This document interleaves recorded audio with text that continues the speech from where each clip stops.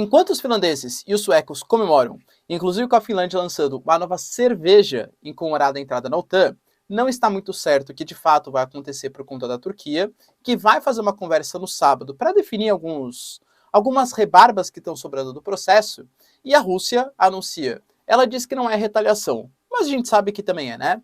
O corte do fornecimento de toda a energia da Finlândia, que era fornecida pela Rússia, a partir desse final de semana. Ao mesmo tempo, a China está ajudando a Rússia nesse momento, formando como se fosse uma espécie de reserva estratégica de petróleo. Tanto que, por exemplo, só no último mês, a venda de petróleo subiu 50% por parte da Rússia, mesmo com as sanções que estão sendo praticadas, para tentar ajudar o país ali do leste europeu. Luhansk, que era uma das regiões separatistas, está praticamente dominada pelos russos, inclusive com a Rússia anunciando, a partir do seu Ministério da Defesa, que mais de 2.000 soldados ucranianos se renderam e que a região pertence agora aos russos. A Argentina paralisa completamente o país pela necessidade de fazer um censo demográfico, que aliás também deveria rolar no Brasil, talvez não nos moldes argentinos, claro, e o Elon Musk, sei que é a notícia mais importante, visitou o Brasil. O que o Elon Musk está querendo no Brasil? Qual que é a ligação, né? O Bolsonaro chama ele de mito da liberdade. Até que ponto o Elon Musk tem interesse no Brasil e o Brasil tem interesse no Elon Musk? Quais são as causas e consequências desse acordo? Você vai ter que entender um pouco mais sobre esses assuntos. E muito mais também sobre geografia, geopolítica, atualidades, política, polêmicas, enfim. Tudo para você se manter sempre bem atualizado. Já se inscreve no canal, deixa seu like, compartilha esse vídeo, que o professor Ricardo conta muito com a sua ajuda. Beleza? Link para o curso completo de Geografia, Geopolítica e Atualidades para você pré-vestibulando, ou concurseiro, ou até mesmo interessado, link na descrição. Baratinho, galera, vocês não vão se arrepender. Tamo junto? Então bora lá pro vídeo, ó. Bom, como eu citei para vocês, a Finlândia e a Suécia estão empolvorosas, né? Pô, grande parte da população desejava o ingresso na OTAN depois da operação militar estratégica, entre aspas, feita pela Rússia, tanto que até uma cerveja, aliás, né? Os países nórdicos adoram uma cervejinha, não só eles, né? A gente sabe que aqui no Brasil também é uma boa questão, mas uma cerveja em comemoração à entrada para a OTAN. Só que a Turquia ainda não aceitou, pelo menos nas declarações oficiais. O Erdogan continua negando que vai aceitar Suécia e Finlândia pelas questões de segurança, porque Suécia e Finlândia abrigam grupos do PKK, que é um grupo contrário ao governo turco, e também a Turquia promete fazer uma reunião no sábado para tentar resolver algumas rebarbas, principalmente fazer uma chantagemzinha para conseguir melhores condições, tanto da Finlândia como da Suécia, como também dos Estados Unidos. Mas, apesar disso, a Finlândia está bem confiante no processo. Ao mesmo tempo, a gente tem a China anunciando de várias maneiras, né? Oficialmente a China, ela adota uma postura muito parecida com a do Brasil. Olha, nós somos a favor da paz, a gente sabe que a Rússia está errada, estamos querendo fazer aqui, ó, um cessar-fogo, Rússia, pare de atacar, só que na prática não adota sanções, enfim, né, mantém uma postura um pouco mais neutra, mas sempre pendendo para o lado russo da força, tá? E não acho isso errado pensando na geopolítica global, claro, tá? E a China, pelo menos o que a Bloomberg acabou de divulgar, ela está ajudando mais a Rússia do que a gente esperava. A Rússia vem sofrendo sanções gigantescas que, óbvio, já trazem um impacto que muito possivelmente vai causar uma queda de 10% do PIB. Cara, inflação, desvalorização do rublo. Aliás, a Rússia, ela vem forçando de maneira estatal, propositalmente, uma valorização artificial do rublo. Quando parar essa intervenção estatal, a tendência é que caia novamente. O rublo passou por uma queda da confiança muito forte, né? Então a situação na Rússia não está fácil. Mas a China, ela vem tentando ajuntar de todas as maneiras. A gente não sabe, porque a China não divulga, a quantidade exata de barris de petróleo que eles usam como reserva estratégica. Professor, como assim? Essa é uma tática muito usada pelos americanos, tá? Principalmente depois de 1973, que é o primeiro choque do petróleo.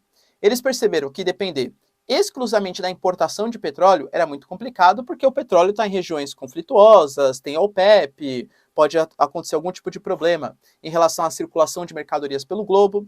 Então, os norte-americanos, Estados Unidos, eles fazem uma reserva estratégica para, em momento de instabilidade política, econômica, eles começam a liberar essas reservas estratégicas. Aí, quando cai o preço do petróleo, as commodities, elas são cíclicas, tá? É natural.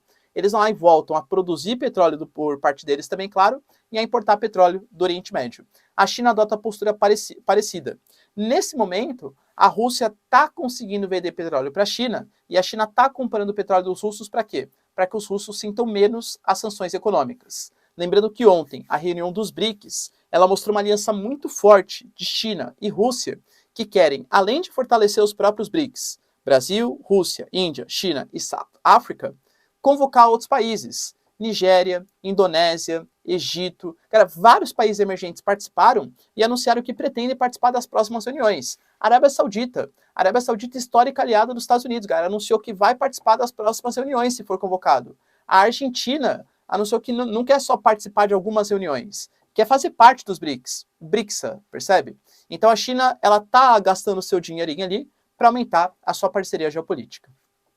Hoje, o Ministério da Defesa russo declarou que Lugansk, a regiãozinha de Donbás, né, é uma região que finalmente está independente. A Ucrânia ainda não referendou, né, não confirmou esse fato, mas o Ministério de Defesa russo garantiu: Lugansk é dos russos. Isso novamente, né, principalmente a região de Mariupol. Se a gente for pegar, por exemplo, Azovstal, segundo alguns membros da Ucrânia, ainda existe alguma resistência. A Rússia anuncia que todos já se renderam, mais de 2.000 soldados ali, que ainda relutavam naquela fábrica abandonada, aquela zona fabril abandonada, agora abriram mão do território, e isso abre espaço para o grande sonho da Rússia, que é conectar Donbás até Crimeia e talvez conectar a Crimeia à Moldávia, ou seja, dominar todo o sul da Ucrânia, impedir o acesso de produtos, armamentos, equipamentos para a Ucrânia e, claro, controlar o Mar Negro, que é o mar quente, o mar que não congela durante grande parte do ano. Aliás, nunca, né, no ano, tá bom? Então é bem estratégico geopoliticamente e economicamente falando. Alberto Fernandes hoje, na verdade essa semana, né, ele declarou um feriado nacional pela necessidade de fazer um censo demográfico. Pois é, o que é um censo? É uma pesquisa, né? Você faz uma consulta com toda a população do seu país acerca de quantas pessoas tem, qual é a idade das pessoas, qual a cor de pele das pessoas, qual é o poder aquisitivo das pessoas, se são migrantes, se não são, se tem doença, se não tem, enfim. É um questionário sobre a vida daquele país para que você consiga estabelecer públicas eficientes para sanar as reais necessidades daquele país. Por conta da pandemia, a Argentina não fez um censo, assim como o Brasil, tá? Vou fazer um link com o Brasil, e fez um feriado para que as pessoas ficassem em casa. Eu, particularmente, acho que é muito radical, claro, né? A Argentina não está numa situação tão confortável assim, que possa declarar um feriado para fazer um censo demográfico, mas não pensem vocês que censo demográfico é uma questão de desperdício de dinheiro. O Brasil, por exemplo, ano passado, esteve muito com essa discussão em pauta.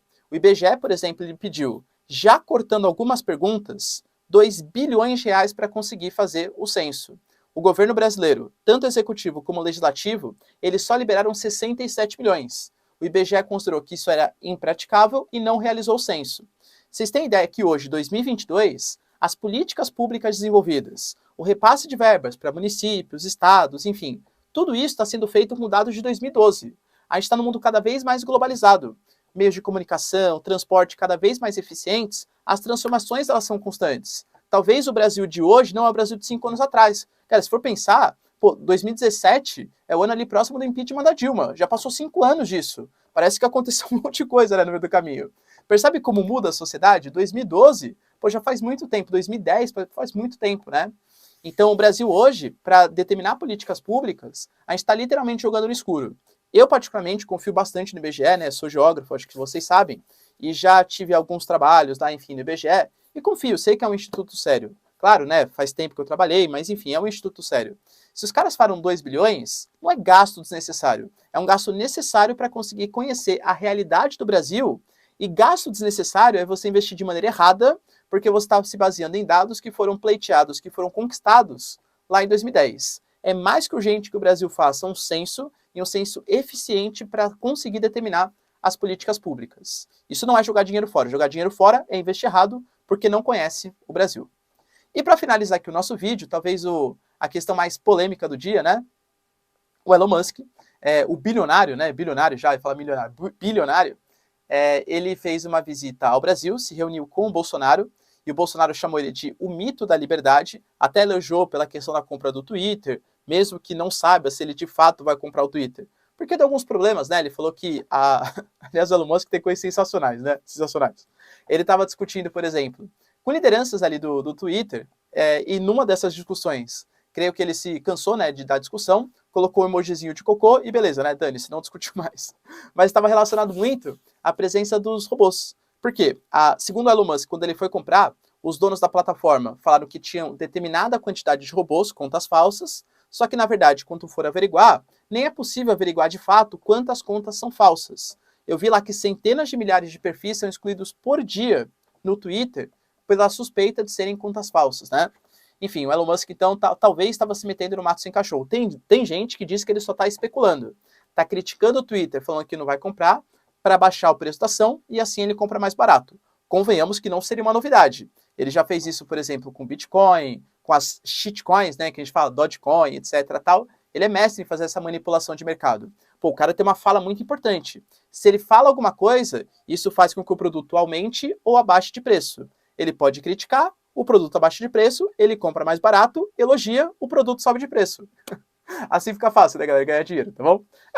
Não, né, enfim, o cara teve bastante mérito, né? O cara com certeza é um inovador, tá? Mas ele consegue manipular o mercado. Ele veio para o Brasil e anunciou que ele pretende, através do seu Starlink, né, fazer uma conexão. 2 pontos importantes, tá? E bem diferentes. A conexão na Amazônia de 19 mil escolas e a conexão do monitoramento de desmatamento da Amazônia.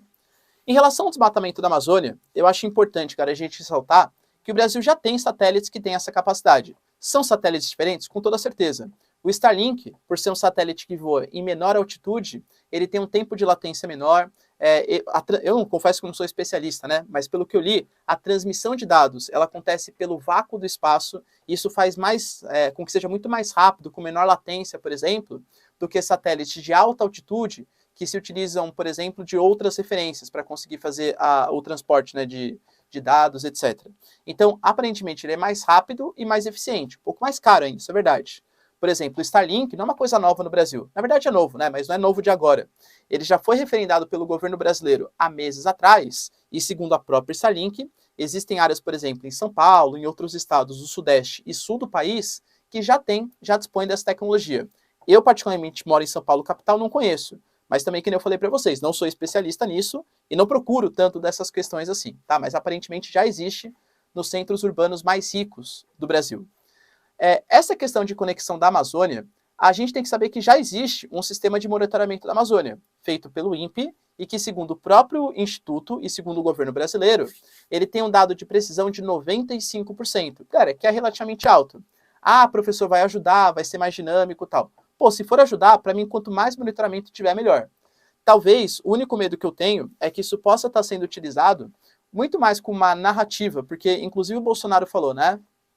Olha, aqui a nossa ideia é mostrar agora a realidade que existe para o mundo, o que de fato é a Amazônia. Cara, o INPE ele já teria essa capacidade, né, pelo censuramento remoto que ali existe, mas se for uma tecnologia melhor, que vai mostrar ainda mais, e que aí, de fato, olha só, o que eu não quero é que, tipo, galera, são dados oficiais, o desmatamento vem aumentando, e não é culpa do Bolsonaro, enfim, né, é culpa do governo brasileiro. O desmatamento ele é alto, pelo menos desde a década de 70 na região da Amazônia, o avanço da fronteira agrícola e tal. Então, eu tenho muito medo que isso seja utilizado como retórica para falar que não há desmatamento na Amazônia, que não há desmatamento no Cerrado nem está em questão, né? Mas que não há prejuízo ao meio ambiente brasileiro.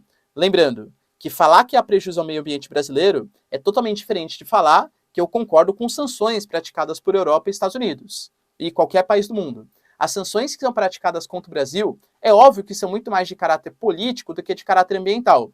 Não passa pela minha cabeça que o Olaf Scholz, o Macron, o Mário, por exemplo, né, da Itália, ele tem, o Mário Draghi, né, da Itália, passa na cabeça, nossa, olha só, como eu penso no indígena brasileiro, como eu penso na Amazônia brasileira. Então vou sancionar o Brasil porque eu quero preservar a Amazônia. Óbvio que é uma desculpa que eles utilizam para que os produtos agrícolas brasileiros não quebrem os seus mercados locais. Mas existe desmatamento, isso é fato, tá? Então, já é feito pelo INPE, se for uma coisa que vai colaborar, cara, é sensacional, melhor ainda, não vejo grandes problemas. Aliás, muita gente usa essa retórica, né? Ah, mas o Elon Musk, ele se faz de filântropo, mas ele não tem a ideia de realmente ajudar o Brasil, ou ajudar as regiões. Ele só quer ganhar dinheiro. Cara, de verdade, pode até ser que sim. E, aliás, eu não penso, na minha cabeça, tá? Se eu fosse um cara que faz políticas públicas, eu nunca pensaria que um empresário ou qualquer pessoa está pensando em benefício do país, né? A pessoa está pensando em benefício próprio. E não tem nenhum mal nisso. A grande questão é, o Estado vai conseguir utilizar esse anseio do empresário ganhar mais dinheiro para fazer uma troca mútua que seja benéfica para os dois. Tá? Então, Não sei das intenções do Elon Musk, talvez ele realmente seja um grande cara da liberdade, pouco me importa. Se for uma coisa que vai ser boa para o Brasil, a um preço justo e um preço baixo, cara, sensacional, que venha e colabore para a gente, né? A gente precisa da iniciativa privada para conseguir fazer o Brasil crescer.